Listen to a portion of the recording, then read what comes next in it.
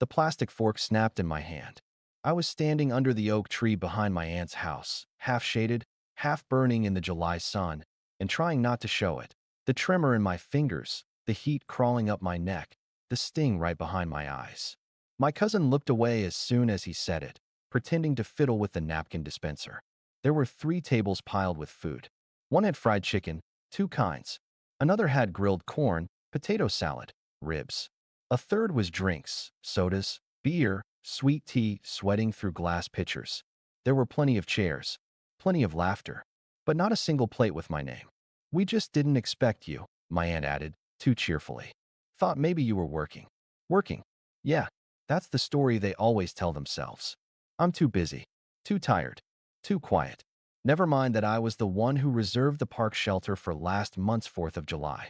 That I was the one paying the utilities for the family plan. That I sent my dad $50 just last week when he said his pension check was late again." I stared at my soda. It felt heavier than it should. I set it down, real slow, next to the unopened mustard. Then I turned and walked away. No yelling, no scene. Not this time. Because I knew something they didn't. That night, back home, I opened the propane management app. They were still all on the shared account, the one I funded every month, the one that kept the gas tank filled behind Aunt Sheila's house. I tapped the toggle. Pause service. By morning, the group chat lit up like fireworks. 8:42 a.m. The grill won't turn on. No gas. What is happening? I replied with 2 words. Adjusted for attendance. They thought that would be the end of it. But that morning, my dad showed up with a gas tank in the back of his truck. He didn't say anything at first, just rolled it out and hooked it up like a man on a mission. What shocked them wasn't the grill. It was what he said next, the words that made my cousin's face pale and my aunt drop her coffee. But we'll get there. Because before that moment, you need to understand how we got here. And how long I let them treat me like a background character in a story I was bankrolling. My name's Andre. I'm 33, single, and, until recently, the financial glue holding my family together. Not that they ever said thank you. I work in HVAC, heating, ventilation, air conditioning. It's not glamorous, but it's solid work. Good money if you're certified, especially during peak seasons. Summers in Georgia are brutal. Winters too. People need their systems running. That's where I come in. I've built a little side hustle doing smart thermostats, energy audits, and propane contract management. Started managing the shared propane supply at my aunt's house 2 years ago, just to help out. At first, it was simple. They'd throw family BBQs every other month, and I'd make sure there was always enough gas for the grill. I covered the costs, figuring, it's just one bill. What's $60 a month? Except it wasn't one bill. Soon it was the streaming account too. "Andre, can you just add us to your Netflix? You already have the family plan, right?" Then it was the Wi-Fi extender I paid for because the kids couldn't do homework in the back room. Then my cousin Darren asked if he could just put his car insurance on my account for a month that turned into 6. Little by little, I became the invisible sponsor of their lifestyle. And it wasn't just money. It was favors. Constant, relentless favors. "Can you pick up Nana's medication on the way home?" "Hey, our A/C's rattling again. Can you swing by after work?" "My friend's boyfriend needs help installing a smart thermostat. I told him you'd do it for cheap." Every time, I said yes. Because that's what they'd raised me to do. My dad's mantra growing up? Family first. No matter what. Except family first really meant Andre last. I didn't notice how deep I was in until this past winter. It was December, and Aunt Sheila called me in the middle of a job. Said their heat went out. The kids were cold. She sounded genuinely panicked. So I left the job site, drove 30 minutes out of my way, and spent my evening replacing a broken igniter in their furnace. No charge. Didn't even eat dinner. The next day, I found out they'd thrown a Christmas party without inviting me. Darren posted the photos on Instagram. Matching pajamas. Hot chocolate. Gifts piled to the ceiling. "Family means everything," was the caption. My name wasn't even mentioned. When I confronted Aunt Sheila about it, she waved it off. "Oh, Andre, we thought you were working. You always say how busy you are." Busy.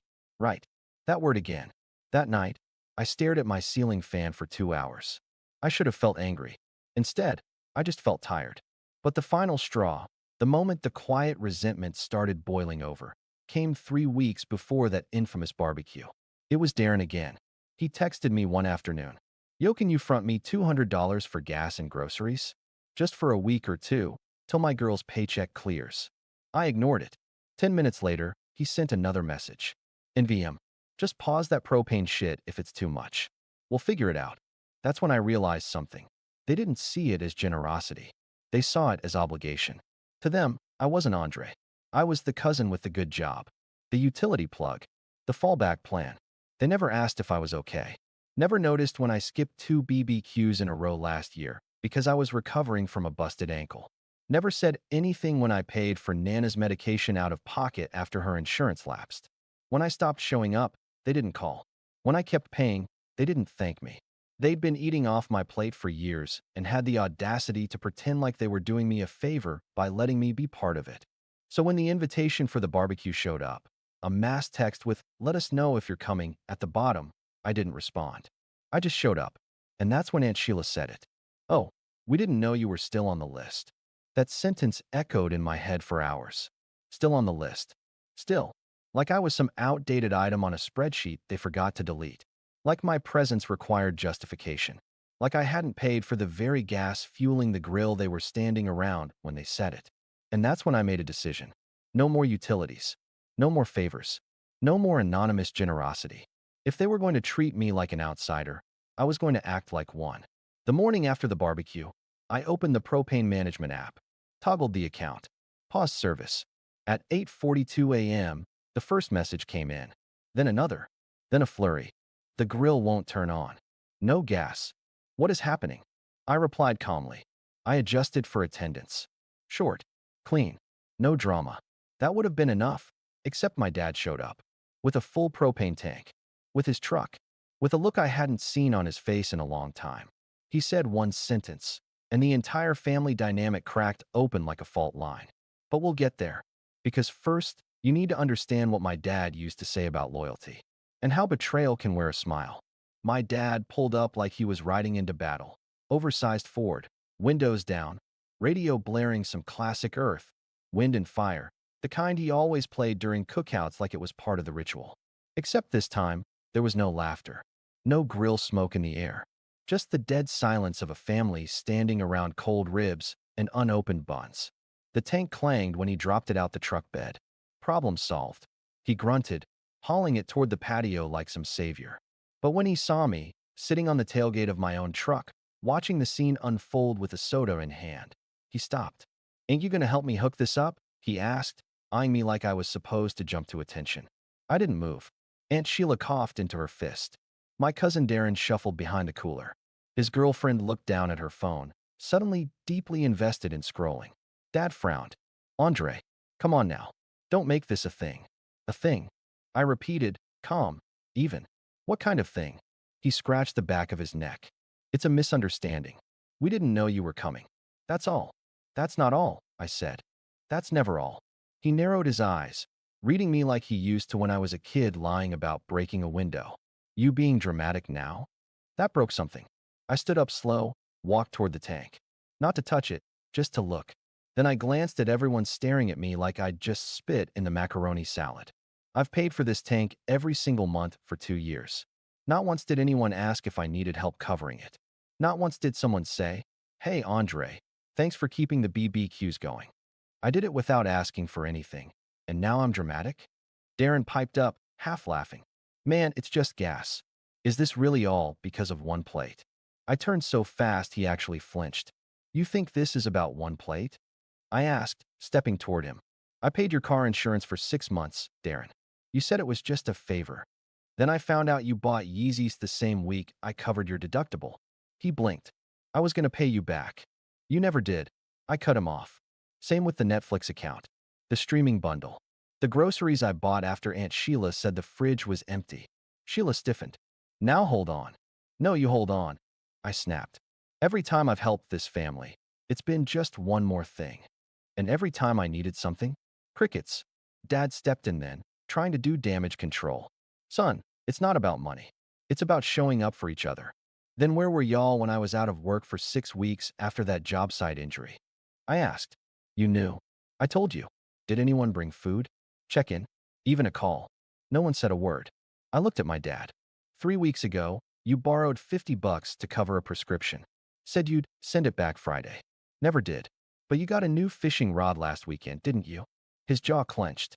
Look, he said, sometimes folks fall behind. You know that.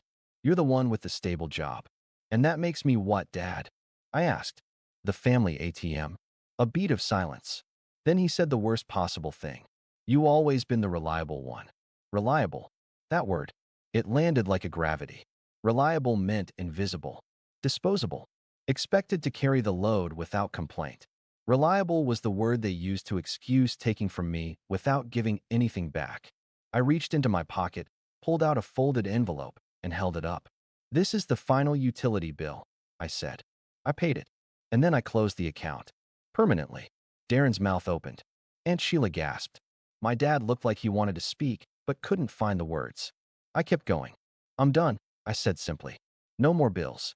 No more favors. No more helping hands that get slapped away the moment they ask for a seat at the table. My dad's face hardened. So you're just gonna abandon us? Over a cookout? No, I said. I'm walking away from a pattern. One where I give, and all of you take. Without gratitude, without respect. Sheila stepped forward, her voice sugary. Andre, honey, you know we love you. I laughed. Funny way of showing it. I said, love doesn't forget you exist until it needs something. Darren scoffed. So what now? You just gonna ghost the whole family? I met his eyes. No, I said. I'm just setting the same boundaries you set for me. Like I'm not part of this unless I'm useful. And with that, I turned, climbed into my truck, and shut the door. As I backed out, I saw Aunt Sheila's mouth moving in the rearview mirror, saw my dad looking down at the propane tank like it had betrayed him. But I didn't stop. I didn't even hesitate. Because for once, I wasn't walking away with guilt. I was walking away free. The next morning, I woke up to silence. Not the kind that's empty. The kind that's peaceful. No buzzing phone. No group chats blowing up. No passive-aggressive memes from my cousin Darren about family values. Just the sound of my ceiling fan spinning and the faint noise of birds outside. It was a Monday. Normally, I'd be checking propane usage stats before 9 a.m., calculating refill thresholds, and sending payment confirmations. Instead, I made myself breakfast, bacon, eggs, and toast, and ate it slowly, savoring every bite like it was something I hadn't earned by working myself half to death. I didn't realize how much noise they'd filled my life with until it stopped. That week, I worked like I hadn't in months. Hit all my appointments early. Installed a new smart ductless system for a client who tipped me $200 in cash. Fixed a leaking unit in a downtown bistro and got free lunch as a thank you. I even started sleeping better. No more 2 a.m. texts from Aunt Sheila asking if I could look at the pilot light again. No more chasing Darren for late payments. No more gasping silence on the other end of the line when I dared to say, I'm short this month. It was like detoxing from a toxin I hadn't known I was drinking every day. But the call started again by Friday. First it was Dad. Left a voicemail. Son, we gotta talk. I didn't mean what I said. You know we're just used to you being around. Then Aunt Sheila, chipper and saccharine. Baby, I think we all just got caught up in the moment. Don't let this tear us apart. Let's have a sit down. Then Darren. Bruh, that was petty as hell. You gonna come get Nana for her checkup like you said, or what? I didn't answer any of them. Instead, I texted Nana directly. Offered to book her an Uber and cover her appointment. She thanked me. Only her. Always her. But the rest? I let the silence speak for me. That weekend, my best friend Jordan came over. We sat on the porch drinking beers, grilling on my tiny two-burner setup. He looked around, then smirked. You know, it's kind of funny. You've been paying for their grill parties for 2 years. This might be your first one that's actually yours. I laughed, a real, deep one.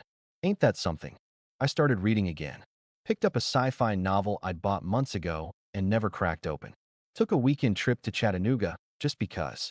Met a woman there, Carla, smart as hell, works in solar infrastructure. We've been texting. By mid-July, Aunt Sheila posted a photo of a new grill. Caption, starting fresh. But I knew what it meant. Starting over, without me. Fine by me.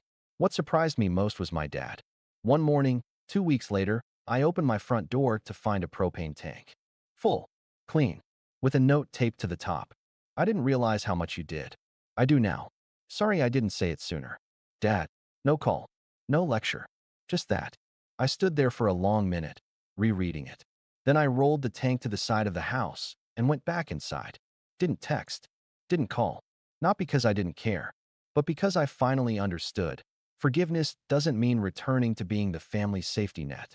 It means healing for yourself. And I was healing. The next time Darren called, I answered. He asked, "So you done punishing us, man?" I said, "Nah, I'm done repeating what hasn't worked." Then I hung up. Since then, I've seen them less. Aunt Sheila texted once to ask about reopening the propane account, just for the summer months. I replied with a smiley face and nothing else. And you know what? They figured it out. Turns out when people are forced to manage their own mess, they somehow find a way. Who knew? It's been 3 months since that barbecue. The grass has grown back over the tire marks my dad left with his truck. The texts have mostly stopped. Even the group chat has gone quiet. No more mass invites. No more who's bringing what. No more blurry pics of paper plates piled with ribs I paid for. And for the first time in years, I can breathe. Really breathe. Not that shallow kind you do when you're bracing for the next phone call, the next request, the next guilt trip disguised as checking in. I've spent a lot of time alone lately. Not lonely, just alone. On purpose. It's been good. I started hiking again. There's a trail about 30 minutes from my place. Leads to this bluff that overlooks a lake. It's not fancy. No signs, no benches, just rocks and wind and silence. The first time I stood up there, right after the barbecue fallout, I remember looking out and thinking, this is mine. Not in the way a grill or a propane bill or a streaming password is mine. I mean really mine. A space that belongs to me because I chose it. Because no one asked me to share it. Because it doesn't come with expectations, just presence. I started journaling. Not something I ever thought I'd do, but it helps. At first, it was just a list. Things I've paid for, dates, receipts, phone logs. But after a while, it turned into memories, feelings, questions. Why did I let it go on so long? Why did I confuse usefulness with love? Why did I believe that if I gave enough, they'd finally see me? The answer is simple, because I wanted them to. I wanted to be seen. Wanted my father to say he was proud. Wanted Aunt Sheila to tell people I was family, not just the one who does the accounts. Wanted Darren to look at me and see someone worth more than a gas tank and a PIN number. But the truth is, I was never invisible. They saw me just fine. They saw exactly what I could give. They just didn't care to give back. And that's not love. That's extraction. You know what really stuck with me? Something my friend Jordan said the night we grilled on my porch. He said, "You were the engine, man. The whole time.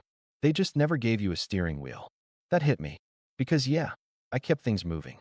Kept people fed. Kept the lights on. I kept the show running from behind the curtain, thinking maybe, just maybe, one day they'd invite me to center stage. But now I know, if you have to beg for a seat at a table you paid to set, you're not at a table. You're at an auction. So I built my own table. It's quiet here. Smaller. But everyone sitting at it knows how to say thank you. Nana still calls. We go to breakfast once a week now. No agenda. No errands. She tells me stories I've heard before, and I let her, because she's the only one who ever said thank you without needing something. Sometimes she cries. Says she didn't realize how hard I had it. That she thought I liked helping. I told her I did once. But not like that. I saw Darren last week. At the gas station. He looked surprised to see me, like I was a ghost. He tried to be casual. "Yo, you good?" I nodded. "Yeah, real good." He looked down. That whole barbecue thing, it got out of hand. I didn't respond. Just handed the cashier a 20 and left. I don't owe him my closure. I owe that to myself. A month ago, I got an unexpected message on LinkedIn of all places. From a guy named Mitch. Used to work with Darren's girlfriend's brother. Said he heard I did clean HVAC installs. Said his company was expanding and looking for subcontractors they could trust. That contract landed me my biggest client to date. So while they were scrambling to get a new grill and split the propane bill 4 ways, I was onboarding a 6-figure client and planning a solo trip to Costa Rica this winter. Life has a sense of humor. I'm not bitter anymore. I was for a long time. But that's like drinking poison and waiting for them to get sick. Now I just shake my head. I feel bad for who I used to be. The version of me who thought loyalty meant self-sacrifice, who thought being the reliable one was something noble. It's not. It's just camouflage for fear. Fear of being unloved. Fear of being alone. Fear of not being needed. But now, I don't need to be needed. I need to be respected. And I am. I'm respected by my clients, by my real friends, by the woman I've been seeing for the past month who brings me coffee without asking and actually listens when I talk about my day, by the dog I rescued, a mutt with one ear that flops and a bark that scares delivery guys but cuddles like a weighted blanket. And by me, that's the big one.